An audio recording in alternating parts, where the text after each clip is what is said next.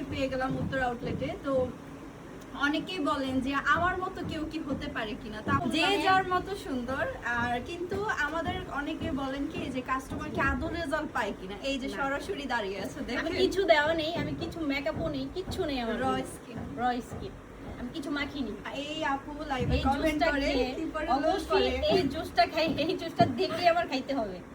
আর বাসাটিতে তো এটা নিয়ে এমন করেন চুরি হয়ে যায় আমার, আমি পাই না সত্যি লাইভে। লাইভে এটা কোনো মানে বানানো গল্প নয়, একদম মনের গল্প। আমি এই যে লাইভে যখন জুসটা খাই, মনের প্রকাশ করা। আপুর আইডির নাম সোনিয়া আক্তার। জি জি, আপু কমেন্ট করবে যে আপু আপনি লোল কি- করে।